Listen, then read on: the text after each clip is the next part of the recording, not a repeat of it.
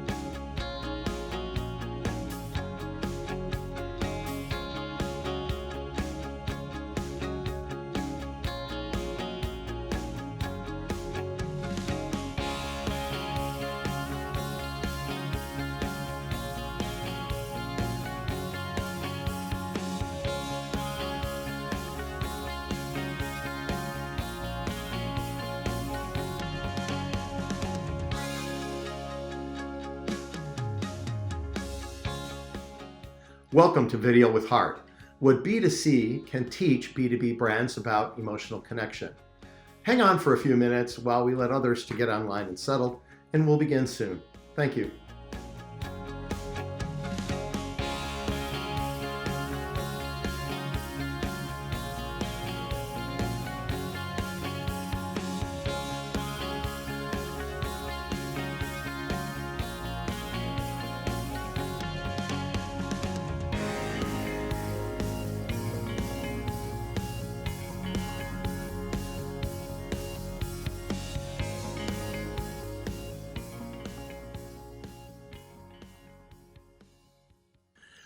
Welcome to our webinar, Video with Heart, what B2C can teach B2B brands about emotional connection. My name's Eric Mearshart.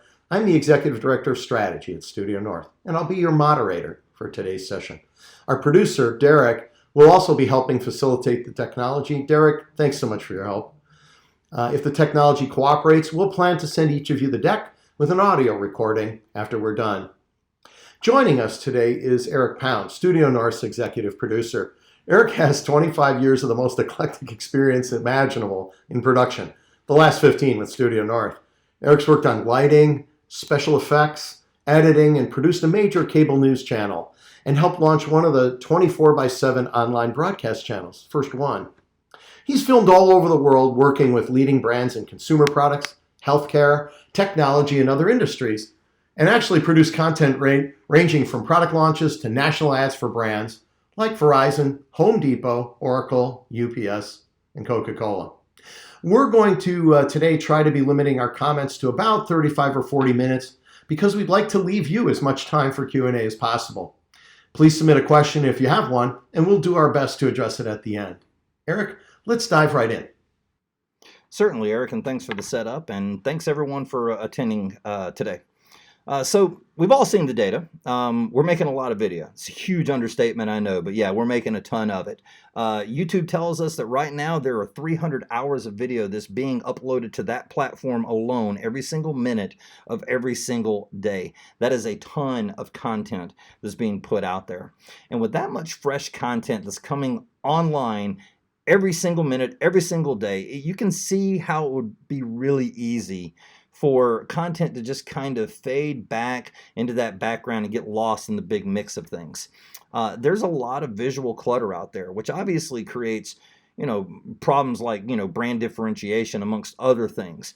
But it presents a problem not just on finding the content, but actually creating something meaningful out there and discovering content that you can relate and connect to as a viewer. But it presents that same problem for brands as well. How do you make sure that your brand, your message, your content stays relevant and important and provides something that your audience can actually connect to? But before I jump into that, I'm going to take just a few moments to start this thing off by showing you how we got to all this visual clutter in the first place. And as we started off here, with this much content that's out there, if they're viewing it, do they even care about your content?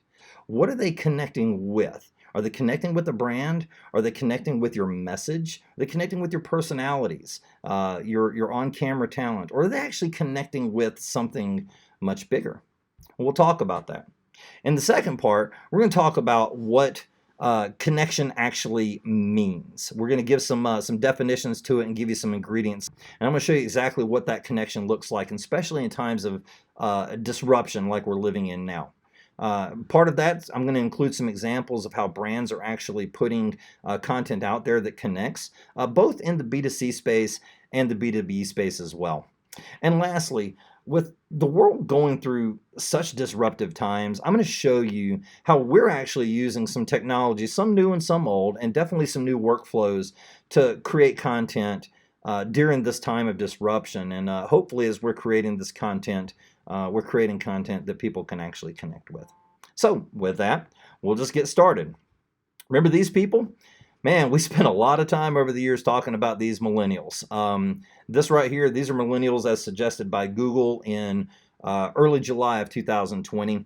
We learned a lot from them. We learned that about 80% watch online video during the consideration phase of the buyer's journey. Video is really important to them. We also learned that 76% follow brands on YouTube, which was really stunning to me when I originally heard this. That not that people would follow brands, but that large of a percentage would actually follow brands. It tells us that brands are important to this group of people. 64% are actually more likely to buy a product online after viewing a video. We learned a lot by studying this group over the years, particularly their media consumption habits.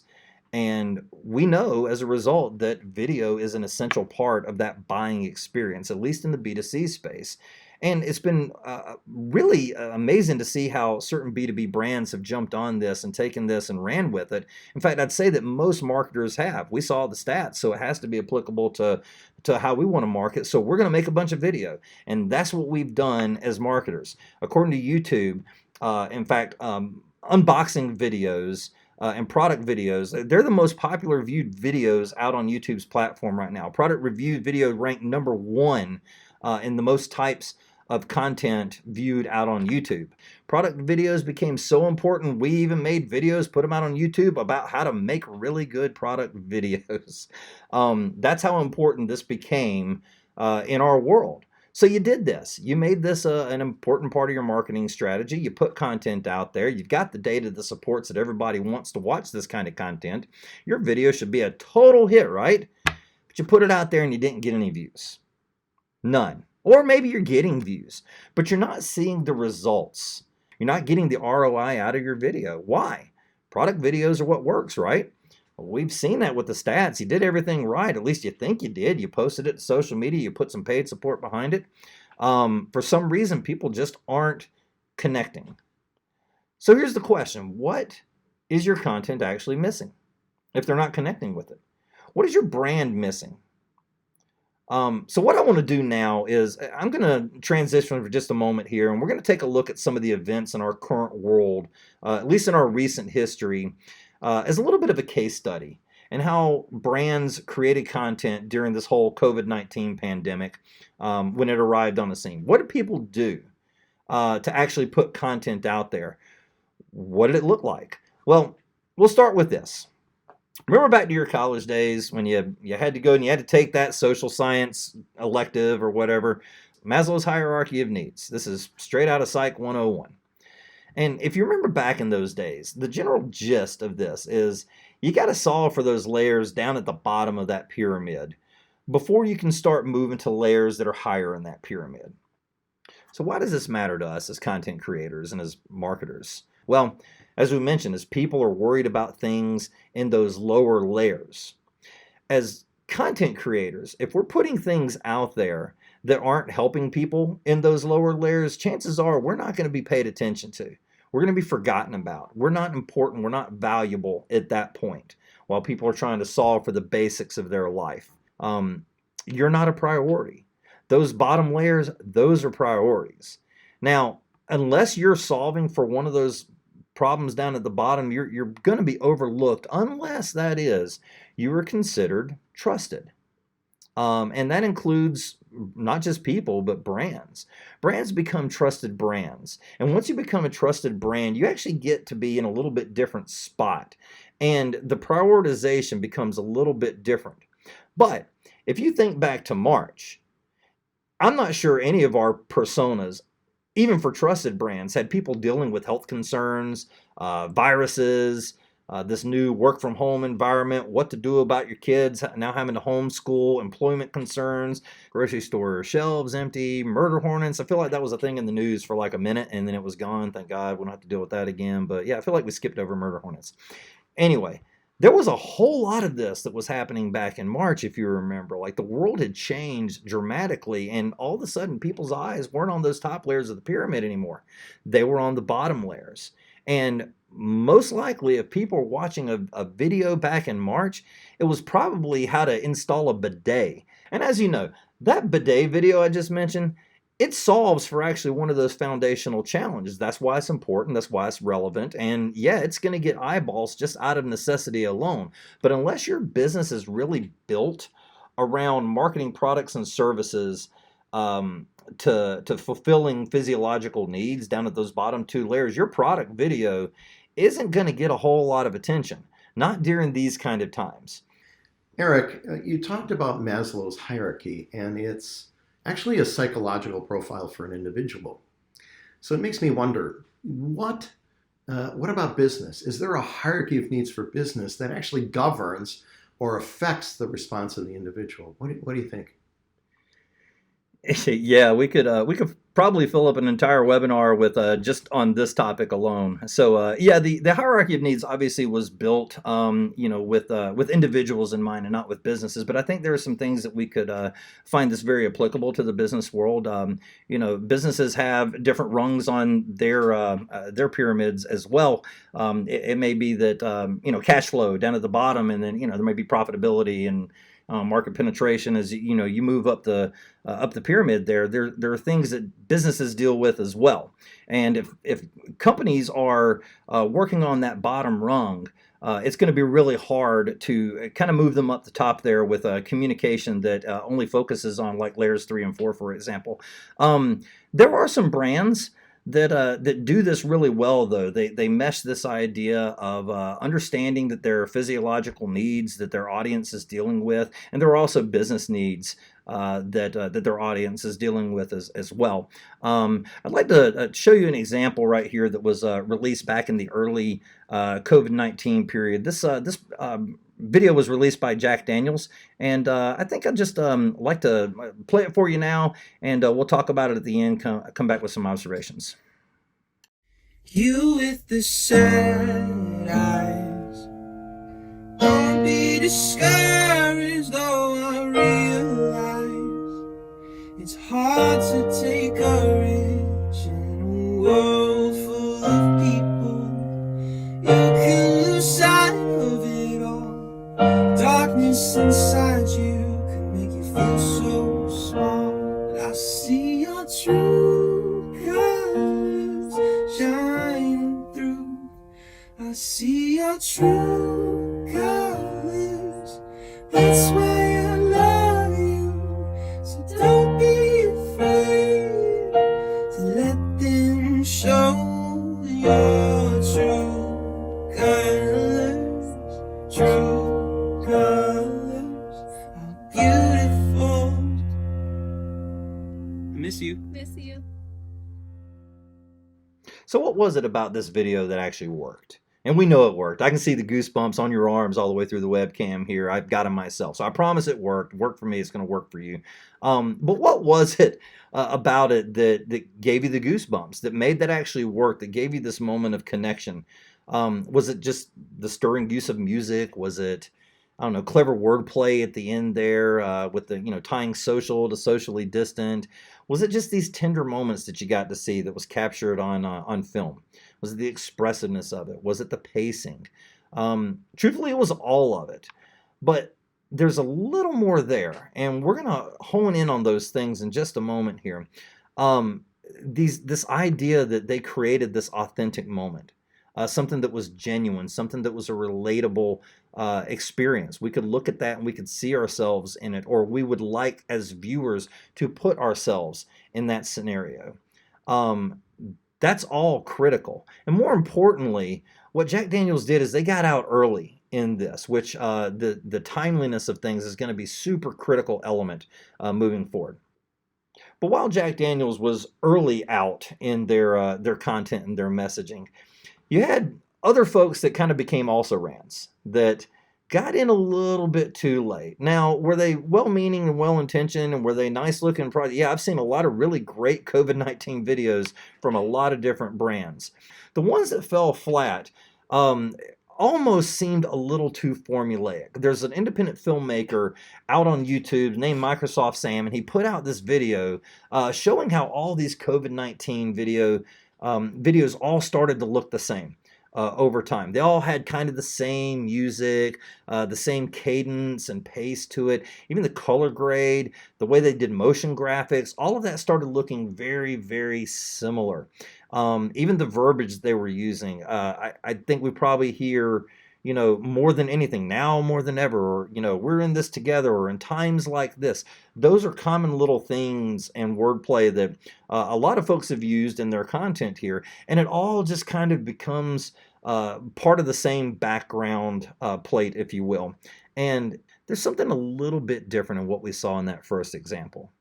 It connects with us. It's believable. Why? What is it that has that the other videos that Microsoft Sam put together to show us? What does that Jack Daniel's spot have that the others don't?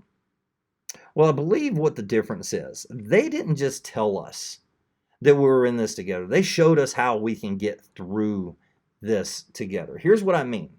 You can put out platitudes, we're all in this together, but the Jack Daniel's spot gave us ideas.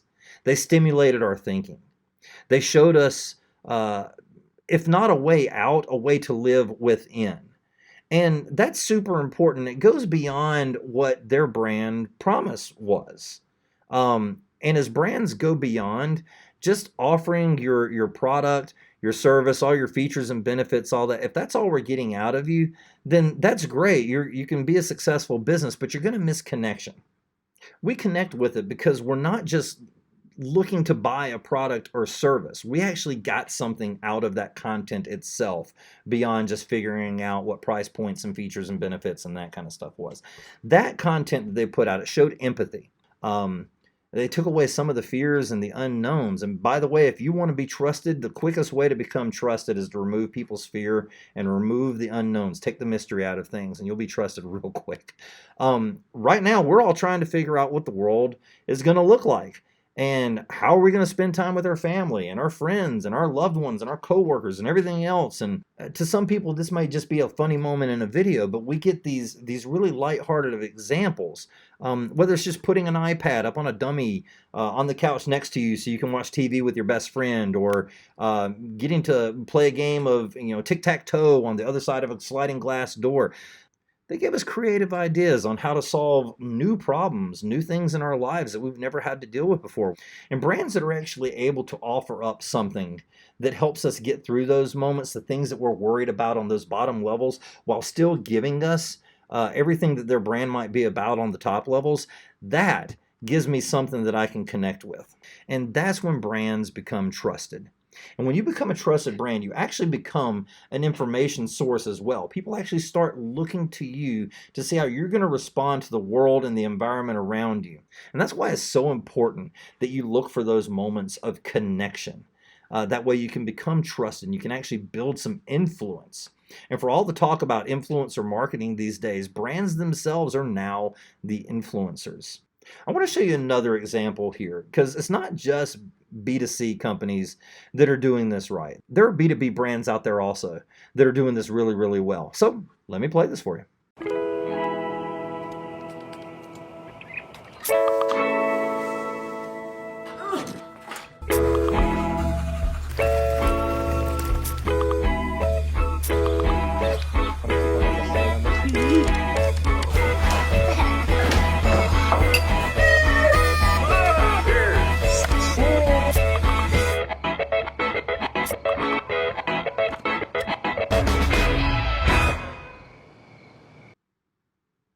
You guys know Slack.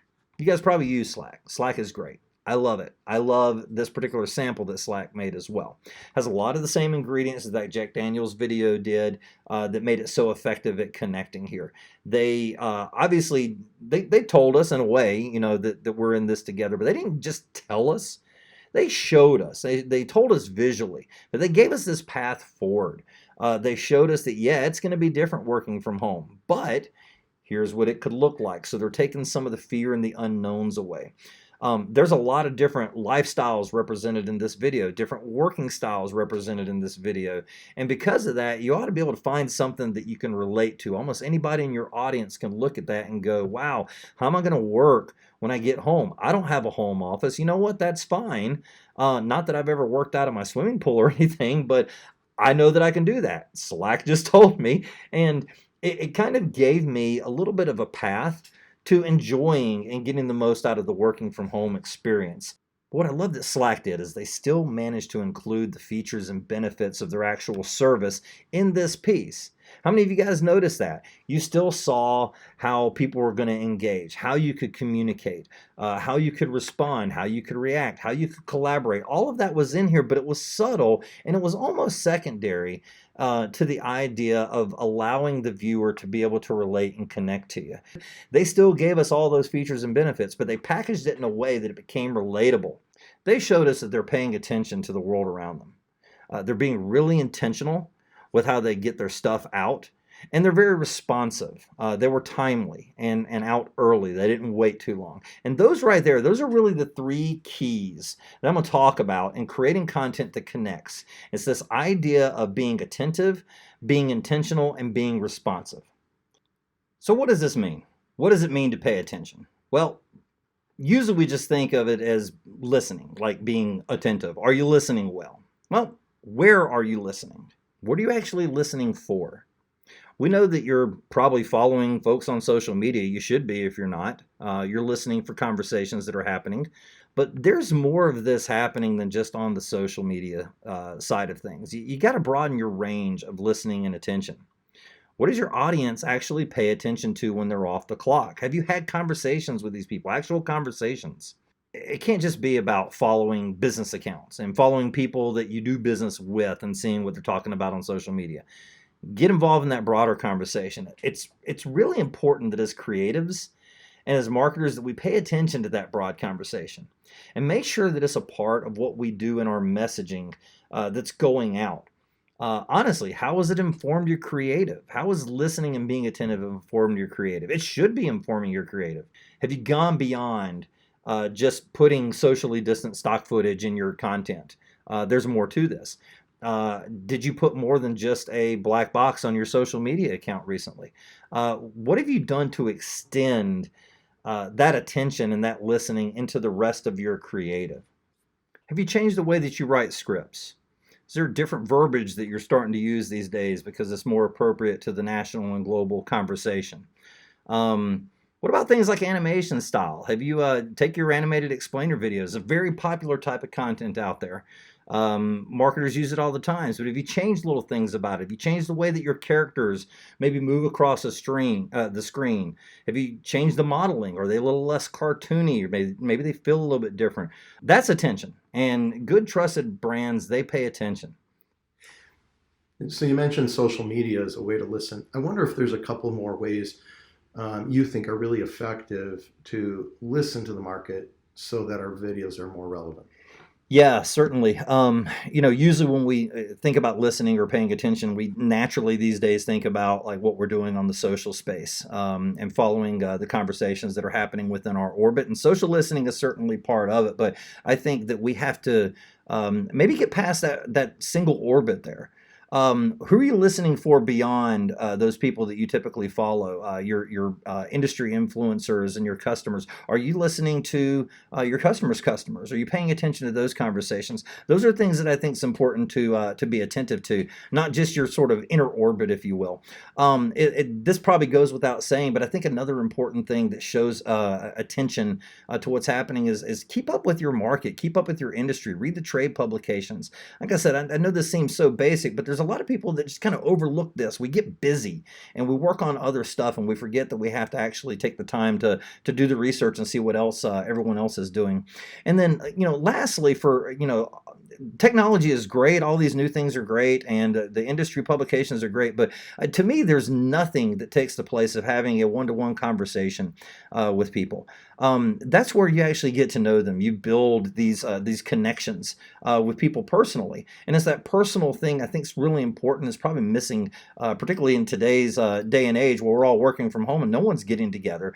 You have to be really intentional about that, and I think it's really important to actually have, if not in-person conversations, take use of this kind of thing where you're doing using collaboration software to have conversations with people. If you can get together for a socially distant drink, great, do that. But it's important to carry on those kind of conversations. That will ultimately lead to insight, but it'll also lead to connection as well.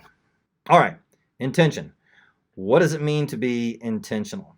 Well, the relevancy and the authenticity of your content is really what demonstrates your intention.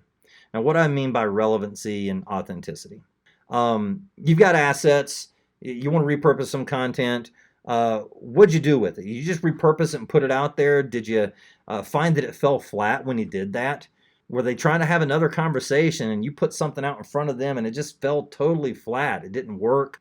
And you don't know why it's not working right now. Well, chances are it's a matter of relevancy. This is kind of the same if you think about it. Inserting yourself into some conversation at a cocktail party or something, and you didn't add anything to the dialogue, and then you just changed the subject altogether. We wouldn't appreciate that in some sort of social setting. So why would we do that with our marketing material? It's honestly, it's pretty amazing how many times brands do this. We're just going to repurpose something. We're just going to stick it out there without any kind of sensitivity to what the dialogue is around us or anything right now. And we then wonder why our content isn't connecting. Well, it's because of relevancy. Relevancy is completely critical here, not just from the perspective of how relevant your product or service is, but how relevant your tone and your approach is and your timing of things.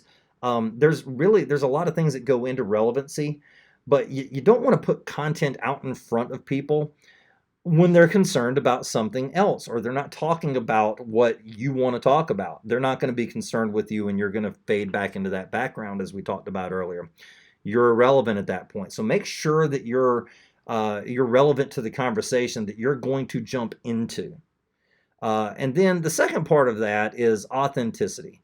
Authenticity is just as critical. In fact, it's more so, I would probably argue. Yeah, particularly on the social space, you are going to be challenged if people suspect that you're being inauthentic with your content. When we see the same stuff over and over again, the same verbiage, the same tone in the video, the same color grading, even the same stock footage. I can't tell you how many times I've seen the same stock footage used over and over again recently, or the same stock music track. Content will eventually all start to look the same, and like it or not, authenticity implies originality. Now, I know that we borrow as creatives, we find inspiration, but really authenticity implies that it means something personal to you. And look, no two businesses are exactly the same, so your marketing shouldn't be either. You got to be original, got to stand out. And the third and final point I want to talk about here is this idea of responsiveness, being responsive. It isn't just about being agile. Anybody can be agile. Just put stuff out there quickly. But the idea of responsiveness is about amplifying conversations. So you get out early and you be a driver of conversations. Responsive brands, they don't create echoes. And here's what I mean by that. They're not late to the conversation. When somebody else has already said it and then a brand comes in, it says the same thing that some other brand like brand A did, you're creating an echo. When you're late, you create echoes. And trusted brands, responsive brands, they don't create echoes.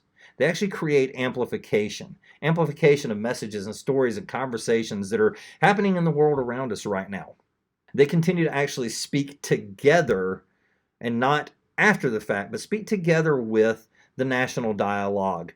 And a responsive brand can certainly do that. Likewise, responsive brands, they actually stay in the conversations as the conversations start to shift. A responsive brand will actually shift with it and maintain that connection. That's why it's so important not only to be attentive and be intentional, but be responsive and get out there early. People will know what you value, and that's important. It's not just enough to put content out there. It's not enough to say that you just went to the dance. You got to get out of the chair. You got to start dancing and be a part of it. For features and benefits videos, I hear you saying we still need to do them. But I think what you're implying is let's start with where the market is today. Let's not use phrases that 6 months ago made sense or some grand promises of benefit. Let's connect it to reality right now. Did I hear that right? Yeah, Eric. I think about it this way. We're not actually creating a new genre of video. We're just being really deliberate with the types of video that we create. So those features and benefits videos, we're always going to create them. There's a need out there, and it solves for a certain problem in the marketing world. So we're going to continue to make those, but let's actually start baking in some of this conversation, some of the dialogue, some of the events that are happening in the world around us to make things a little more timely, a little more relevant. Now, I know that there's a trade-off with this. You lose shelf life or you risk dating your marketing material, but I would argue that connection, particularly during times of disruption, is so much more important. So make sure you're wrapping that messaging back into what you do. That is the essence of not just being intentional, but being responsive as well. So speaking of responsive, what does responsive production actually look like today? Look, production is a little more difficult these days, but it's certainly more accessible. We already have companies all over the world that have given us little production environments. We have webcams. We have a nice set of headphones. We have little LED light rings that can go near your webcam and give us some lighting. We have microphones, decent microphones. We've got basically many video production studios that are sitting on almost every home office desk all over the United States and the world right now. You're going to miss out on a few things. You're going to miss out on the big crew, the big cameras, all the additional lighting, some of the little nuances that you can do to up your production value. But in times like today, and any time of disruption, what people really want is quality of information. They're not as concerned about the production value as they are the value they're going to get from the content itself. A good example of this is you take something like Parks and Recreation. So they created a whole television show, produced an entire television show. Still, everyone had to be socially distant. Nobody could be in a studio or on set or on location. They had to figure out how to make this work. And they just used webcams and mobile phones to be able to do what they needed to do. It was really kind of inspiring to see how they were able to write in elements from the national dialogue and give us a way to show that they were being attentive to what was happening in the world around us. So the whole COVID-19 situation was actually written into the plot line of the story so that even like married couples would have a reason to be in different rooms or different locations. They were able to do some things with just webcams and phones and be able to generate a show that that actually was quite a hit. It was really impressive, and I really love the way that they did that. Likewise, The Tonight Show with Jimmy Fallon, they had to start doing things in their basements and living rooms as well. They couldn't be back in stage like they typically are. So they've done the same stuff they've done in the past. They have the same basic sketches. They do the same types of interviews, but they're all doing it out of people's homes in the interest of figuring out how to make content. NBC and The Jimmy Fallon Show, The Tonight Show, they made this thing work. So what can you do with a webcam and an iPhone? Apparently you can produce late night talk shows and sitcoms with them. And these guys, NBC's given us some ideas that can help us make those kind of things work. What happens, honestly, when you go from a studio like you see on the left here to a studio like you see on the right? And yeah, this is the modern production studio right now. It's basically a laptop, a good mic, a decent camera, set of headphones, maybe a little ring light, something like that. And these aren't really new technologies. They've been around for a long time. We just haven't used them this way. So yes, this is the current trend in production work. And trends are great, and we need to follow them. We need to look for them. We need to see how they're applicable to us. But I beg you, don't chase after a trend. Don't chase after it. Chase after connection. So what are some of the things that we're using and that other people are using today to help them produce content? Well, everyone has collaboration software nowadays. We're all using it. We start off every single morning with the team meeting through Microsoft Teams. Here's my goofy bunch of colleagues doing something a little silly one morning. You can actually use this in your production. Tools like WebEx or Zoom or Teams or hosts of other options available. We happen to use Teams. Any of these allow you to be able to collaborate and pull audio, video content for your purposes. I like Zoom for one reason alone when it comes to content production is the ability to do isolated recording for each participant. So like with some of the other solutions out there, when you go to record, you record everybody at one time and it's all in kind of one audio and video file. What Zoom will actually allow you to do is allow each individual person participating to be recorded and to have only their audio come in. So for something like a podcast episode where you need like a panel discussion, I think Zoom's a really good tool to be able to do that. You can record everybody independently. You get a lot more flexibility with them. So there's a place for collaboration tools. We're actually going to be using collaboration tools like Microsoft Teams in different ways moving forward, not just as a way to actually capture content, but to allow participants to be a part of productions that they typically wouldn't be able to be a part of. Now, as I said, I don't know that I would actually recommend using a collaboration software for video and audio capture. If you're looking to truly do video capture and get the highest quality possible, you're going to want to use a service kind of like OpenReel. I really like OpenReel. It's similar to the collaboration software in a sense, in that you go to some sort of link or you open up an app and people can jump into this little portal. So you have the on-camera talent that's able to go in there just through an app on their phone or on their actual computer. As a producer or director, I can jump on there and I can serve them up even a teleprompter so that they can be reading it on their phone or their desktop and be able to read the content and record. And what I love about this approach is that everything's recorded locally. It's not recording over the internet, so you don't have to deal with all those video and audio artifacts and stuff that you have from cloud-based recording a lot of times, or that you get like when you're on some sort of collaboration software. It's just the nature of it. Tools like OpenReel will allow you to get a much higher quality read audio, video-wise than you could out of collaboration tools. But if you got to get a bunch of people pulled in, or you've got a lot of content and you're looking for a really agile way to do something, one of the things that we use is a tool called Wirecast. I'm actually using it right now. I'll show you this. We'll cut over to this camera here, and you can see that there are different interfaces that you can have. You can actually pull multiple people in to a session at one time. You can see that I've got a PowerPoint deck here. I've got me that's showing up as part of my ability to talk to Eric. Eric Mearshart is joining us today. Eric, how you doing? Yep, so there he is. So we can talk real time, and I can still pull them in as individual sources in Wirecast. I can also pull in all these this video content that we've been sharing through this presentation. All gets ran out through here, and we can edit on the fly. And so Wirecast will allow you to do that. And what it also allows you to do that's pretty cool is that you can actually stream live out to the web. You can put it out to different content distribution networks. Multicast them out there to different channels at one time. You can record. It allows you to do a lot. We're actually using Wirecast to help produce these webinars here that you see. So Wirecast is wonderful.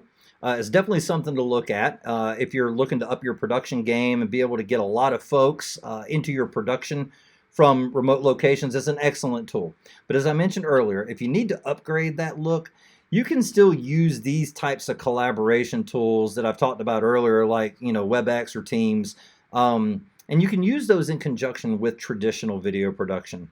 We're actually able to go into a studio recently, and we're able to have talent. The producer was there, and there was a camera guy. Everything was disinfected. There was masks and gloves available there. Everything was sanitized. We kept social distance. But instead of having this big, massive crew of people, where we would typically put 7 or 8 people in a studio for something like this, we actually only had 3 people. And we were able to patch everybody else in via Microsoft Teams so that they could monitor and provide feedback as we were going. So in doing so, you're able to keep things socially distant, which may be important to you in the way that you work. But at bare minimum, it's going to make you more efficient, operationally efficient. You'll be able to keep your costs down. So there are still ways to do production in the field and still make use of these new technologies that we're using every day. Lastly, I want to show you this. This is a screen from American Idol. This is actually how they're producing American Idol these days.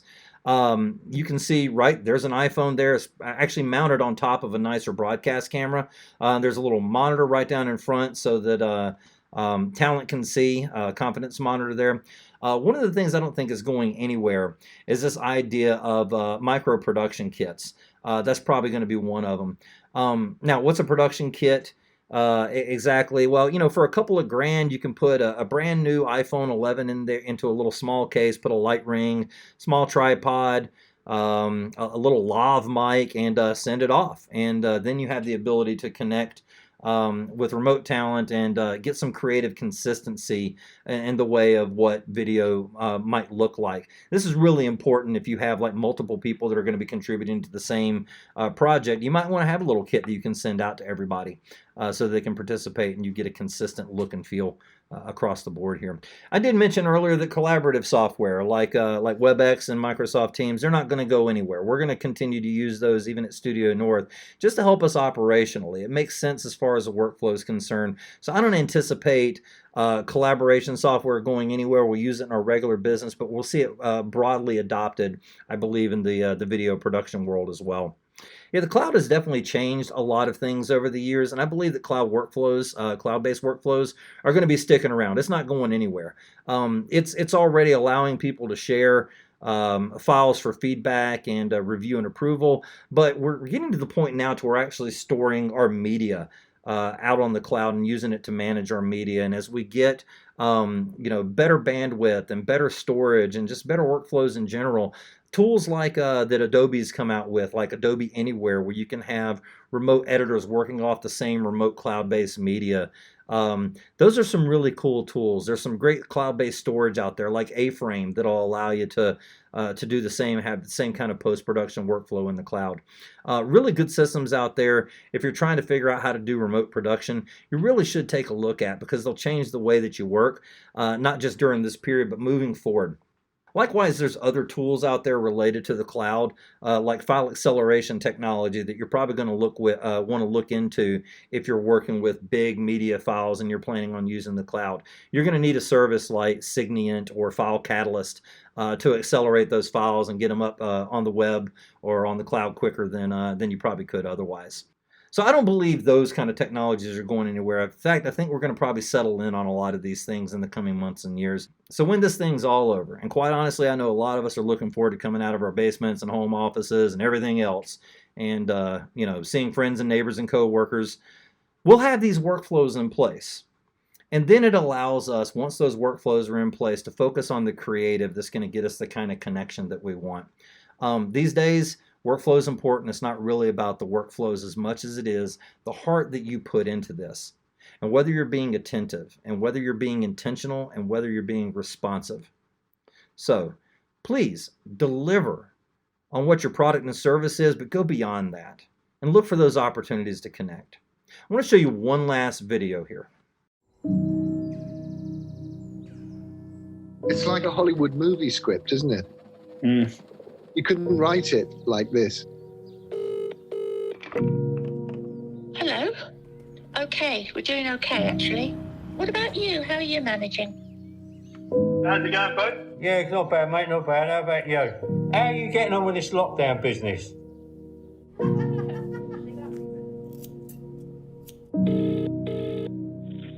Hello? Hi, Grandad. Oh, hello, Tom. How are you? A girl down at one of the houses along my road here. She's just moved in from New Zealand. She even offered to help me. She didn't know me, but she knows me now. The last few days been out in the garden, so that's been really nice, and helping the neighbours. Yeah, lovely.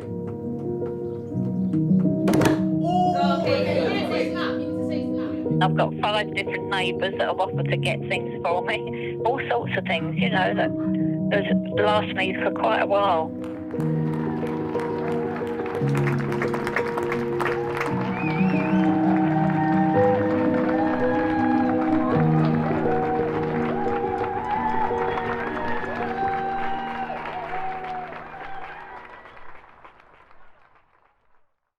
when the lockdown is over, all of this doesn't need to be over. I just love that. I love it.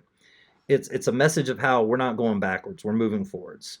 But let's take the best of what we've learned and what we've innovated with and move forward with that. Make sure that we're moving forward together with our audience, having the same conversations, because togetherness is really the essence of connection. And with that, I guess we'll move into some Q&A. Yeah, Eric, thanks a lot. I just sitting here listening to it, I really love the idea of avoiding being an echo. And it's easy to do a product video that's an echo. If we talk about the same features in the same way for the same reasons as everyone else in our market, we're an echo.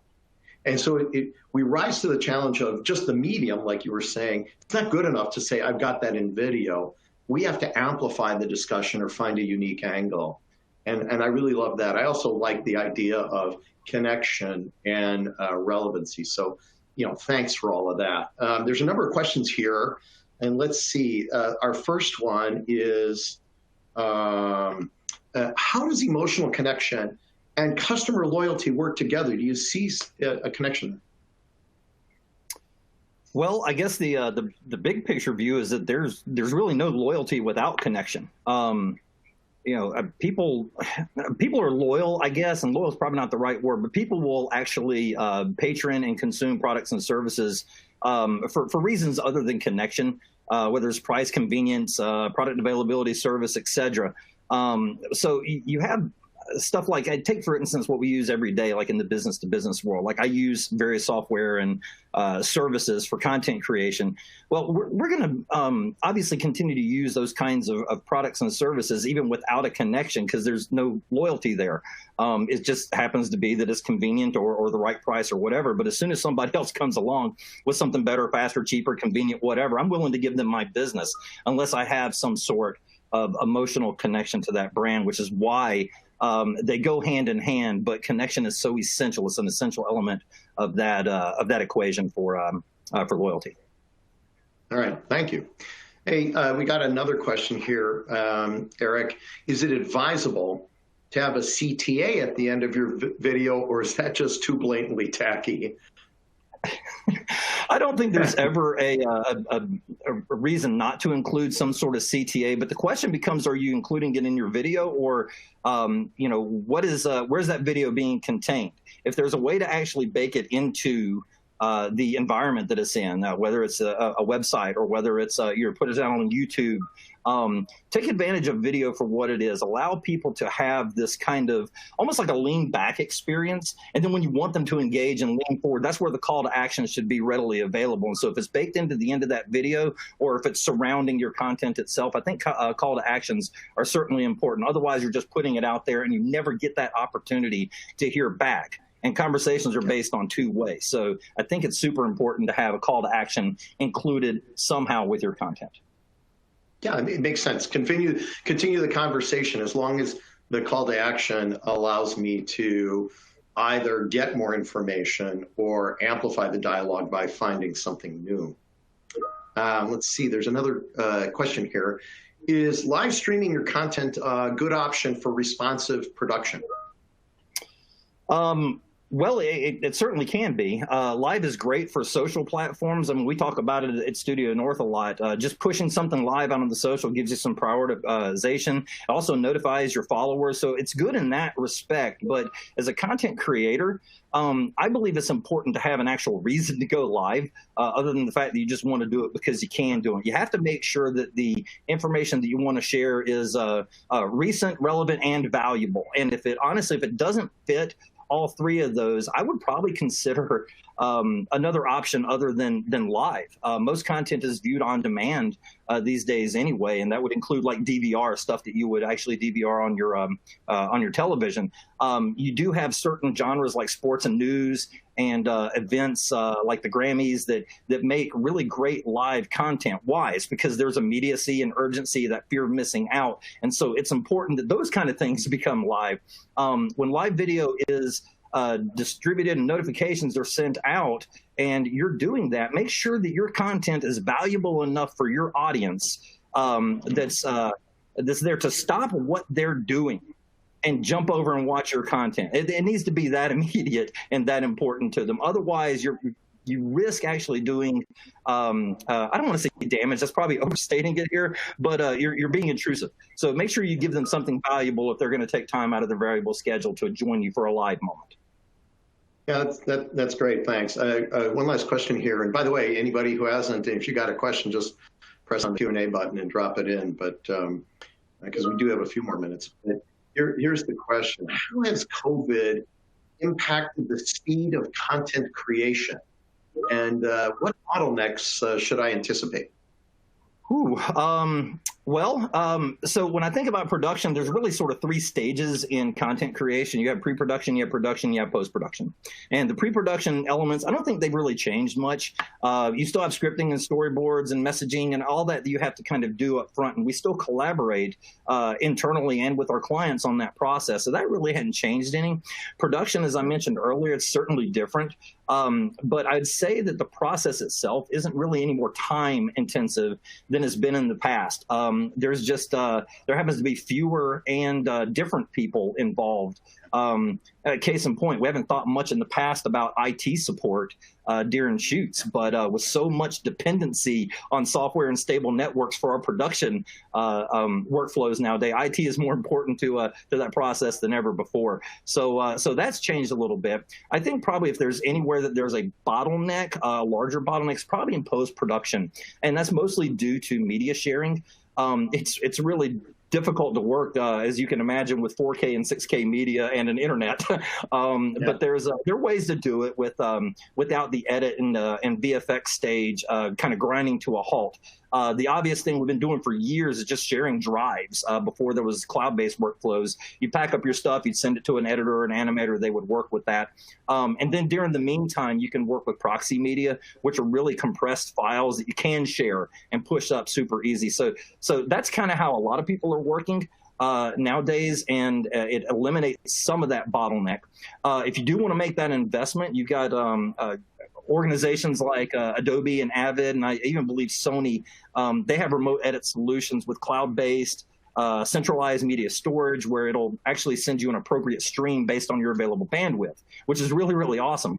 And it's a fully integrated post-production solution, but it's very expensive, and most people aren't willing to kind of put that capital investment in place, and it's hard to operationalize those costs as well. So you may want to look at a hybrid approach, something that allows you to upload proxies to the cloud, and with some sort of like a SaaS solution like Evolphin, you can actually edit cloud-based media with a cloud-based nonlinear editor without ever downloading footage. So you don't have that bottleneck that bandwidth actually happens to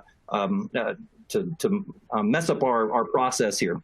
And since you're never uploading that full res media, you actually have time at that point to package things up onto a drive, send it to another editor or animator, and by the time you're done with your cloud-based stuff, they've got the drive and they're ready to go. So even though things have changed and there have been potential bottlenecks that have come in place, there's been a lot of innovation and newer technologies and workflows that allow us to kind of get past that bottlenecks and create content in a timely manner. That's great, Eric. Thanks. I don't think I would have thought about IT in the middle of it. And IT has plenty to do these days, so I bet that requires some good planning. Yeah. Listen, there were a couple other questions that bounced in. Hey, let's see, I like this one. What's a good best practice length for an emotional video online? A good best practice length for emotional video. You know, you only have so much time and attention to give anyway. And it's important that you don't, as we said earlier, you don't waste time, and you make sure you're relevant. But there's a lot of stats that are around, shows us like the 90-second mark, the 2-minute mark, the 2:30 mark. After you get there, it kind of bails out. But I will say that the viewing trends have actually extended and grown longer. And I think it's easy, I shouldn't say easy, but it's possible to connect even with longer form content, but you have to hit them harder up front and make sure that they understand that what they're about to watch goes back to authenticity, goes back to relevancy, and shows that you are being attentive to that conversation. If you're doing that, I honestly think that the running time of your video content is less important. So 2-minute explainer is not necessarily the only way to go. I think what you're saying. Yeah, here's another one. By the way, I love the fact that you covered some tools at the end. This is kind of a question about tools. Is there a starter camera that you would recommend that is a step up from webcam for an at-home studio? A starter camera. I would probably find something that is, like a DSLR camera. Honestly, you can find really inexpensive. And the reason I'm saying DSLR is because there's functionality beyond that. You can put a DSLR on a small little tripod and pick your brand. But what I would suggest is possibly getting something with a like a mini HDMI port in it, and then running an HDMI cable out to a video capture, an external video capture card. I actually happen to use one all the time. They're probably collectively, it's expensive, but you're looking at maybe $700-800 for a camera and a capture card. And yeah, that's more than a typical webcam would cost, but you get the ability to now unplug it from your computer and go out in the field and film and do whatever you need to do. So I feel like going the DSLR route is probably the right way to go if you're looking to get past just a typical webcam. Okay, thanks for that. Well, look, as good corporate citizens, if we finish 5 or 4 minutes early, we'll let you all go to your next meeting. So I'm going to cut off the questions there. There's a few more. And I'm just going to say to everyone that came, thanks so much for coming. We'll be doing more of these, and we're intending to have them to continue to be free, just so that we can help people push to the next level of results right now. And, if this technology's cooperated, it has recently, we'll send each of you the deck. And please stay healthy, safe, and thank you very much.